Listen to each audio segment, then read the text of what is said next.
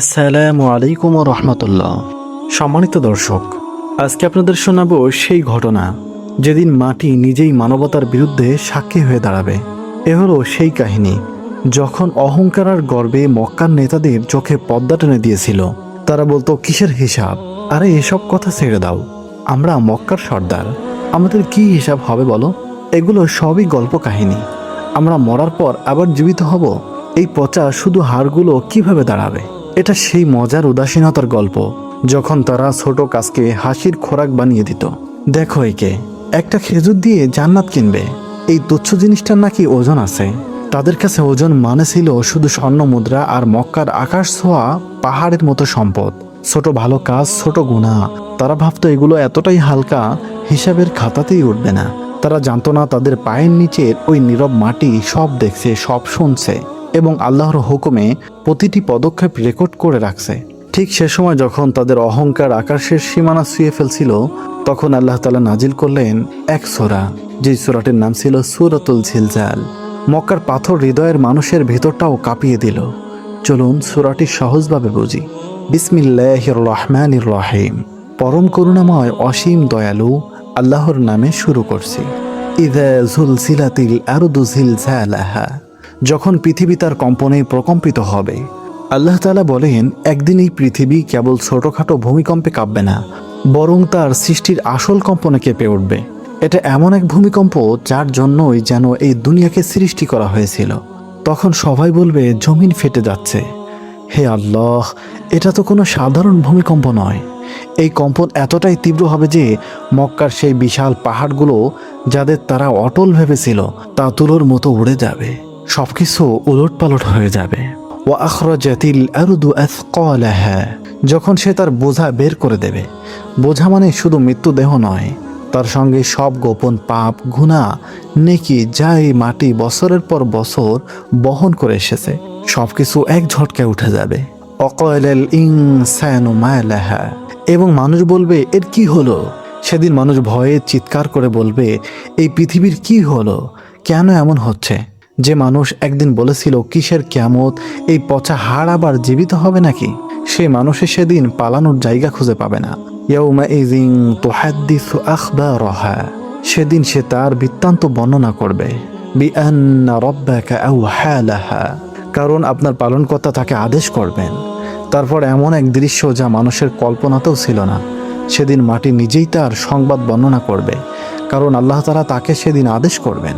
রাসূলুল্লাহ সাল্লাল্লাহু আলাইহি ওয়াসাল্লাম একদিন এই আয়াতটি তিলাওয়াত করে সাহাবীদেরকে জিজ্ঞাসা করলেন, তোমরা কি জানো মাটির খবর বলতে কি বোঝানো হয়েছে? সাহাবীগণ বললেন, আল্লাহ ও তার রাসূলই উত্তম জানেন। তখন নবীজি সাল্লাল্লাহু আলাইহি ওয়াসাল্লাম বললেন, মাটির খবর হলো এই মাটি প্রতিটি বান্দা, প্রতিটি বান্দির সম্পর্কে সাক্ষ্য দেবে, যে তারা তার পিঠের উপর কি কাজ করেছে। মাটি বলবে, অমুক ব্যক্তি অমুক দিনে অমুক সময়ে আমার উপর দাঁড়িয়ে এই কাজ করেছিল। একটু কল্পনা করুন, আপনি যে নির্জন ঘরে দরজা বন্ধ করে ভাবছেন, কেউ তো দেখছে না। আপনি যে মাটির উপরে দাঁড়িয়ে গোপনে গুনাহ করছেন, ঠিক সেই মাটি সেদিন আপনার বিরুদ্ধেই সাক্ষী দেবে। আল্লাহ শুধু বলবেন, বর্ণনা করো। আর এই বোবা মাটি হাজার বছরের গোপন রেকর্ডকে খুলে দেবে। ইয়াউমাইযি ইয়াসদুরুন নাসু আশতাতাল লিয়ুরাউ আ'মালাহুম। সেদিন মানুষ বিভিন্ন দলে প্রকাশ পাবে, যাতে তাদেরকে তাদের কৃতকর্ম দেখানো হয়। সেদিন মানুষ দলে দলে ভাগ হয়ে বের হবে, কেউ আলোর দিকে, কেউ অন্ধকারের দিকে। সেদিন কাউকে তার বংশ সম্পর্কে জিজ্ঞাসা করা হবে না। জিজ্ঞাসা করা হবে, তুমি কি নিয়ে পৃথিবী ছেড়েছ?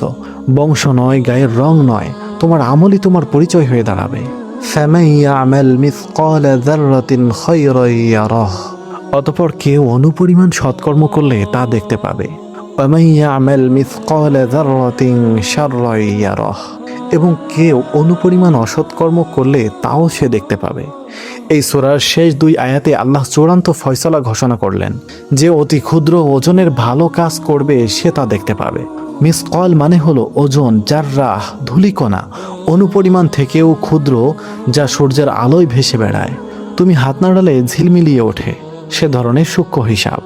আমরা অনেক সময় ছোট নেক কাজকে গুরুত্ব দেই না, অথচ রাসূল সাল্লাল্লাহু আলাইহি ওয়াসাল্লাম বলেছেন, তোমরা জাহান্নামের আগুন থেকে বাঁচো খেজুরের এক টুকরা সদকা করে হলেও। তোমার একটি আন্তরিক হাসি, রাস্তা থেকে সরিয়ে রাখা পাথর, গোপনে দেওয়া কিছু টাকা, মায়ের ক্লান্ত চোখের সামনে রাখা এক গ্লাস পানি, এগুলো সবই ওজনে রাখা হবে। ছোট গোনা সম্পর্কেও তোমাদেরকে সাবধান হতে হবে।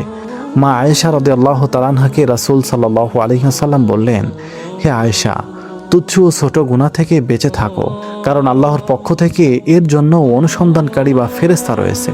একটি ছোট মিথ্যা, কারো গীবত করা, সামান্য কষ্ট দেওয়া বা মায়ের দিকে রাগান্বিত চোখ তুলে চোখ দিয়ে তাকানো, এগুলো জাররাহ পরিমাণ হলেও আমলনামায় উপস্থিত থাকবে।